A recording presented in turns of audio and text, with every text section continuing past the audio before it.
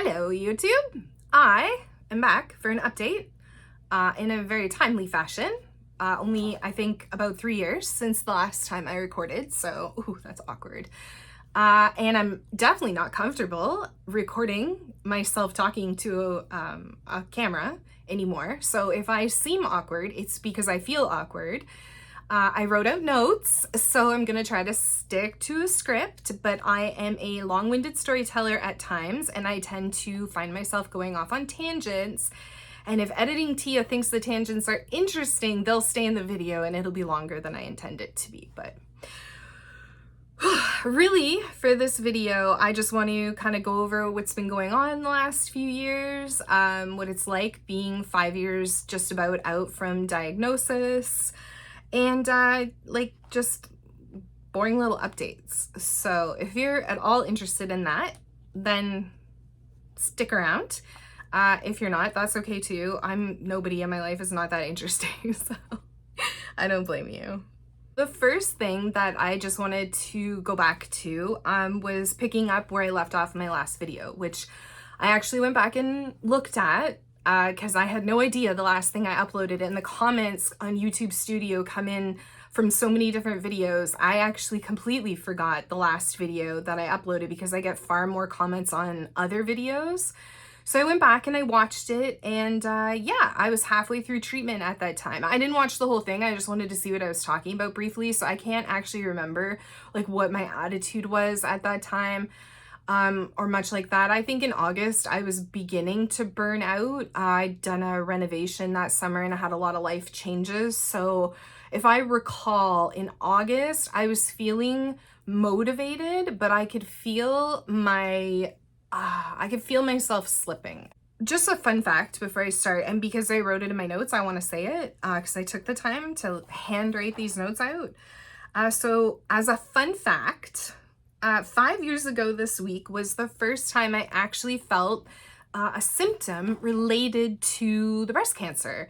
So what my first notable symptom was shooting pains that would go from my breast to around my like underarm, and they would kind of shoot across my back to my spine.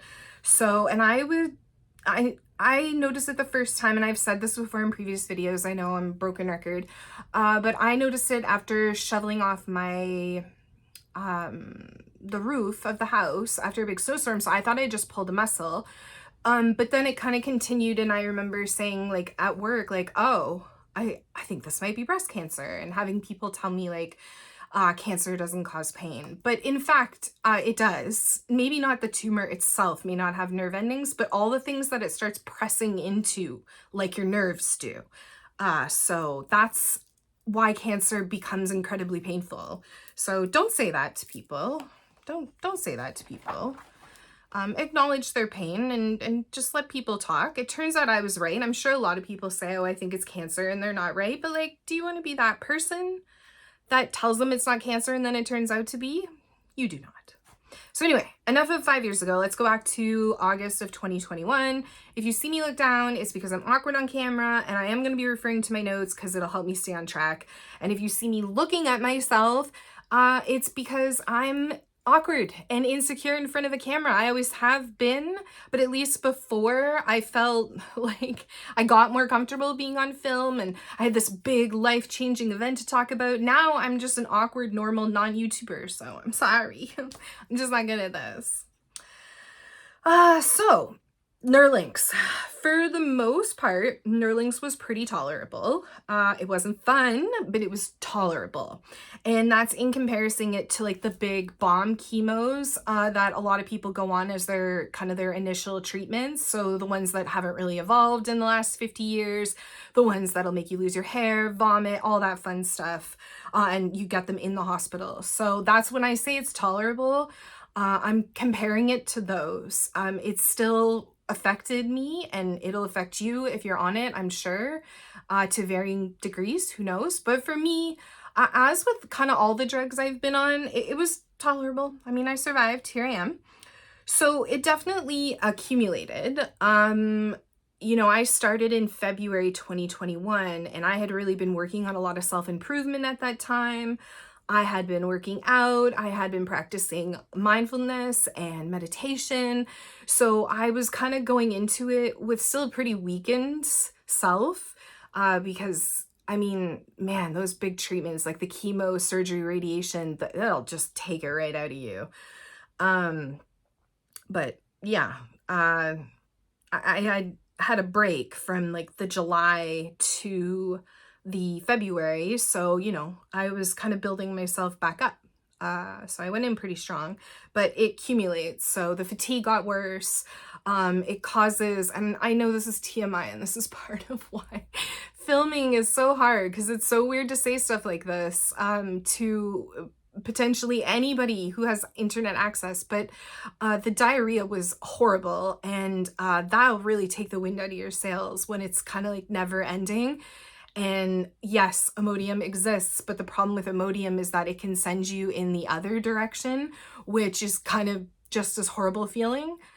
So yeah, that part sucked. By November, so I guess like 10 months on treatment, it was my birthday weekend actually. And I had been so sick that week. I hadn't kept anything in me, fluids, everything would just completely run out of my system. And I felt so broken and my blood pressure was so low that I actually felt like I needed to go to the ER just to get checked out. It was kind of nice as a cancer perk. There aren't many, but there are some. When I went up there, I was treated really well, rushed in. My blood pressure was really concerningly low, but after a few hours and some fluids, I was able to go home and I had no other big issues like that. I just really started to monitor my fluid intake, because that's the biggest thing. We can live without food for a really long time, but you need liquids in your body in order to thrive in any sort of way. So February 14th of 2022, which was exactly 2 years ago from the time that I wrote these notes, which was yesterday. I don't know when I'm uploading this. Maybe the 15th, maybe the 16th, maybe never. It's hard to say. Maybe you'll just live in my phone forever, and years from now I can go back and just look at myself filming videos that I never uploaded, because it would shock you how many there are, how many times I tried to do this update, and others. So in February 2014, February 14th, 2022, I was free. I took my last dose that night, and oh boy, was I ever run down at that point. 3 years of continuous treatment with, you know, like breaks in between, but essentially just like battering my body over and over again. I was a little worse for wear, but I was done. So, immediately after treatment, I remember my main focus was to clear up my skin. So one thing that I left out regarding the side effects for me, and the reason I don't want to say it's a side effect is because I was kind of like gaslit by doctors who said there's no way that that could be a side effect. But while I was on Nerlynx, I developed cystic acne. My face, my chest, my back, my thigh, everywhere. It was so bad. And yeah, I guess it could just be from being worn down and the stress of it all.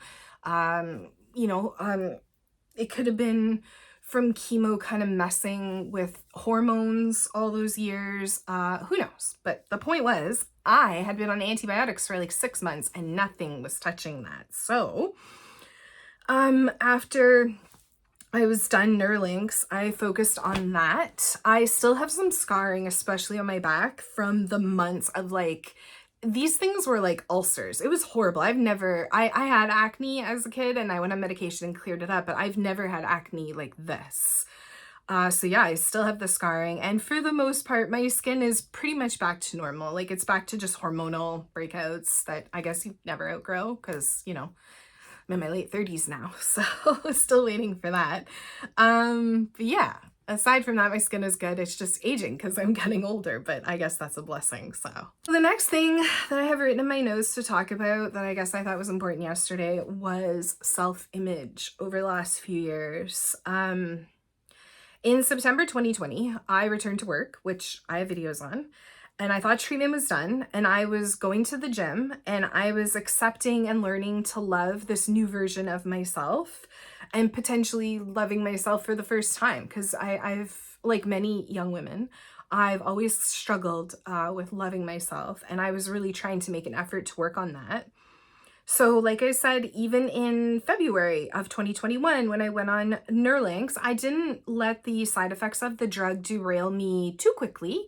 I was strong. I was going into it having heavily been into practicing mindfulness and meditation and just really working on my mindset. So when I first started the drug, I was sure that I was gonna just get through it. Like the year was gonna fly by and I was just gonna keep bettering myself and maybe feel kind of crappy sometimes. Um, so when I had started Nerlynx, I was about 20 to 30 pounds. And yes, I am going to talk about weight for a little bit. And I know that can be really triggering for people. So if you don't want to listen to me talk about weight, I would love to say I'll put a timestamp, but I probably will forget to do that. So just like fast forward for a little bit, but just remember that the weight I'm talking about is my own struggle, and I don't look at other people the way I look at myself, and the journey that I'm on is just my journey. It's not your journey. You have your own story. So I don't mean to trigger anybody, and I'm really sorry if that happens. But anyway, so when I went on Nerlynx, I put on probably like 50 pounds over chemo, surgery, radiation, and the steroids, and just being inactive and having no joy. So trying to find joy in food. Yeah, I put on a lot of weight. It's not like back in the day when people would get really sick and lose weight because they couldn't stop puking. We have steroids now and lots of antiemetics to keep the food inside of you. And they really encourage you to consume a lot of calories. And I just took that and ran with it. So I put on like 50 pounds. And then when I went back to work and you know, midway through my break from treatment and going on Nerlynx, I was about 20 to 30 pounds in that range from my diagnosis weight, which was still a little heavier than I tend to like that my clothes fit comfortably at. I was actively trying to lose a few pounds for the summer when I was diagnosed. So yeah, anyway. And so when I first went on Nerlynx, because of how sick you get, I actually like lost some weight, and I was like, oh, well, it's not the healthiest way to do it, but I guess that's a cool bonus. Then unfortunately, I began to realize and was told by other people that the foods that would react the best with Nerlynx were not healthy, fresh, anything. It was junk food, high-fat foods. I would get the least sick on those.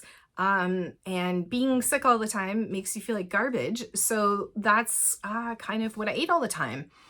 And because of the lockdowns and all of that, we had multiple food delivery services now. So it was so easy at the touch of a button to have all these foods delivered right to my door. As the months ticked by on Nerlynx, I got to a point where I didn't even recognize myself. I think I, at that point, was like 90 pounds. I think that was the most I tipped out on from my diagnosis weight. And like I had moved up into like morbidly obese, and I felt bad. My blood pressure was really high. My HbA1c was concerning. I think it was right on the border of like pre-diabetic.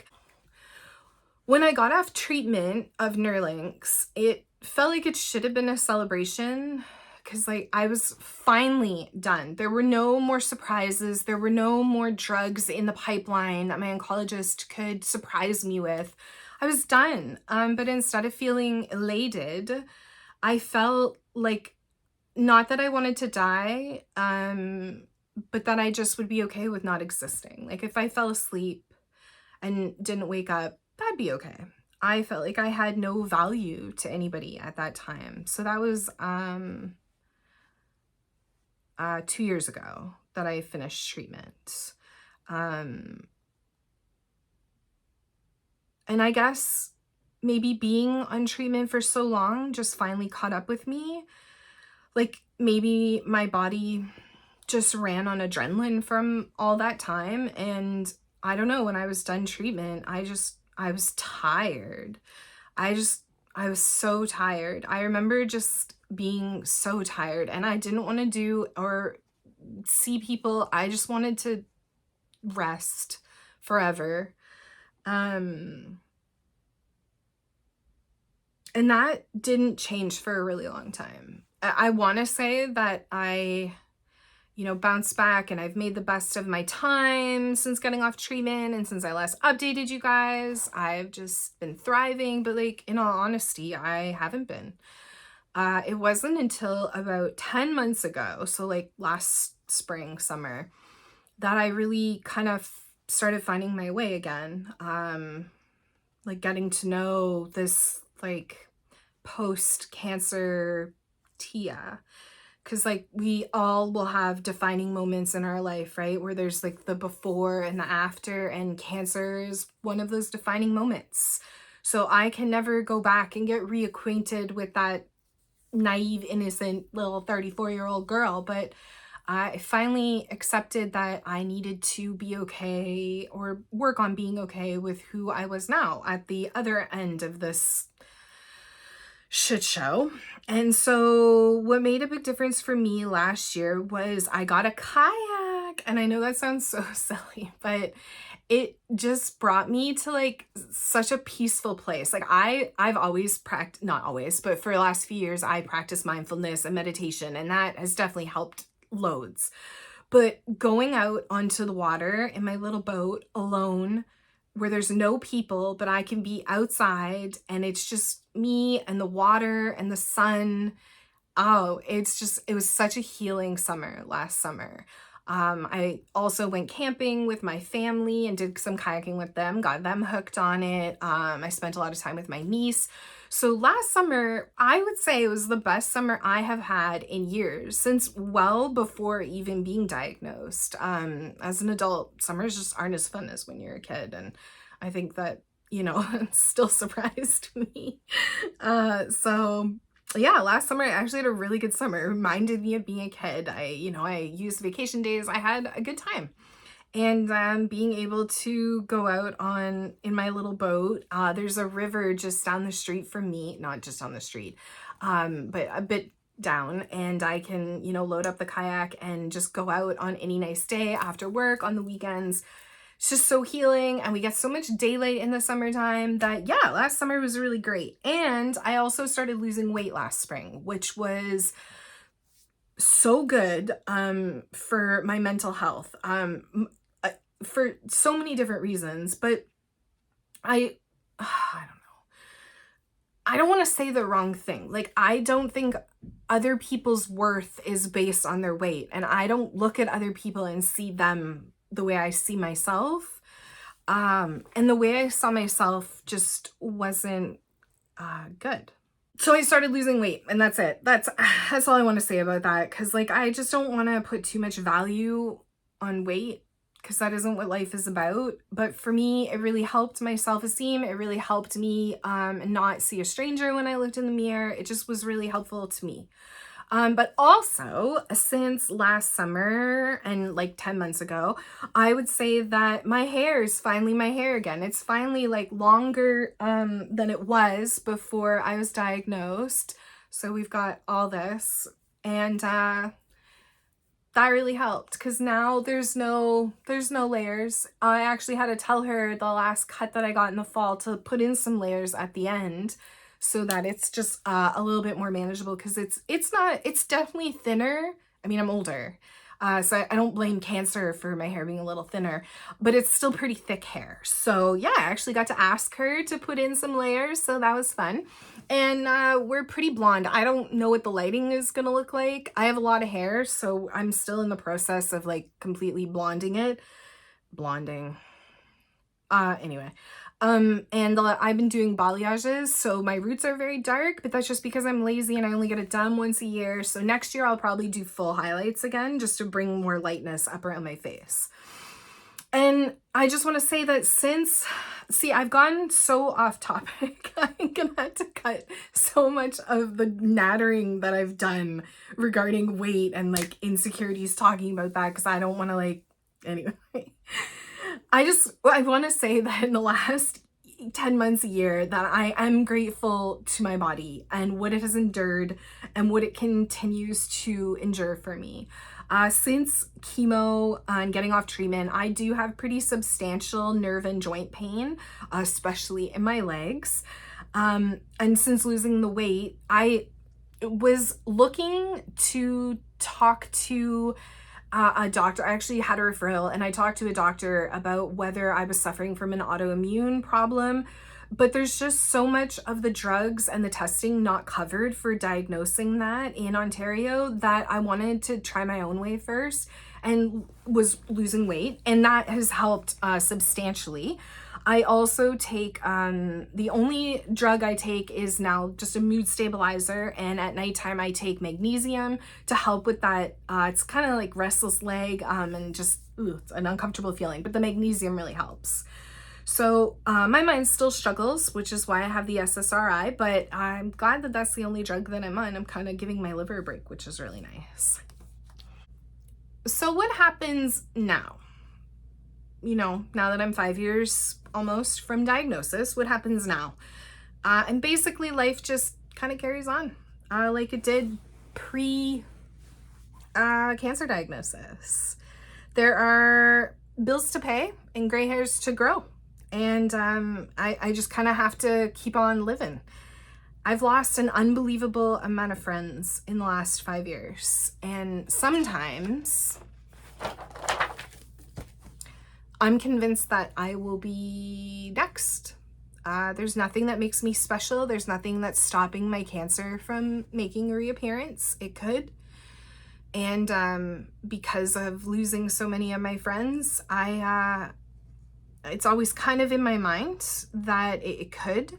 And yeah, if I get a bad headache or if I have a pain somewhere, I still do sort of think, oh my gosh, could that be my cancer's back? Which would mean now it would be stage 4.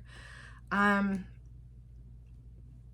I mean, you can't live your everyday life thinking that. You just can't. You just have to carry on. This coming fall, I'm going to be discharged from my cancer doctors because I don't know how it is other places, but in Ontario, and I think a lot of Canada, if not all of Canada, that is kind of the standard. It's sort of weird to me, especially when they both told me, because I still see my surgical oncologist and my chemo oncologist, and they both said at my last appointments, like, this next year will be the last one. So, but really, what more is there to do? What talking to them is gonna, what is the point of it? I did all the treatments and bonus treatments, and I'm currently no evidence of disease. So what would be the point, right? With that being said, I don't know when I'll make another video on here. I'm not saying I never will, but like, I don't really have anything to talk about on this channel. I only started talking on here to kind of keep family and friends updated, document it for myself, so maybe someday I could look back on it. And kind of the most important was, I know when I was diagnosed, I needed these videos. I watched them, the same ones, on repeat because it just brought a comfort, and I wanted to see if I could offer that to somebody, but I don't really have anything else to say.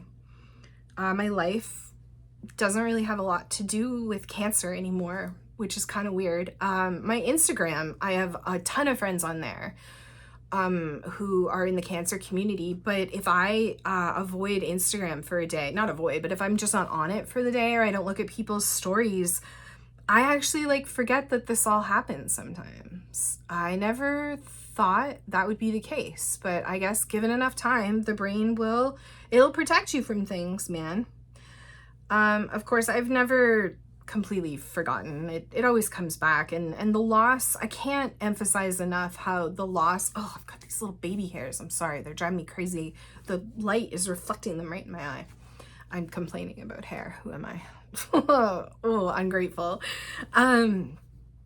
I never really forget because I not 100%, because the loss from the loved ones is profound, and that's, you know, kind of part of like the post-cancer life. And I was gonna talk about survivor's guilt, but I think that doesn't really need to be spoken about too much. Of course there's survivor's guilt. Of course it feels unfair, and everything is arbitrary, and you don't have bad things happen to you because you're a bad person. Bad things happen to good people all the time, and you feel really powerless. And, you know, why does a mother with 3 children and a husband die and I live? Well, or am I going to? You know, it's too much. It's too big. So I guess in conclusion, this channel will always be here. So if I don't ever post again, which I'm not saying I will or won't, maybe I'll post next week. Who knows? Maybe this will spark a YouTube fire under me. But like, what am I going to talk about? But this channel will always be here. So if you have any questions, or you're scared, or you need somebody, you can always comment and I'll see it and I'll be able to reply. I reply to comments all the time, and I don't really filter many of them, just like the really dark ones. If you have any interest in keeping up on who I am in my life, I have a public Instagram page that I'm pretty active on, and a lot of updates are there, like updates and things that I have not said in this video because I just didn't feel that they warranted talking about them, but they're on Instagram. So if you want to see the fine details, you can go over there. But yeah, that's it. I guess until next time, guys, it's been fun. So, bye.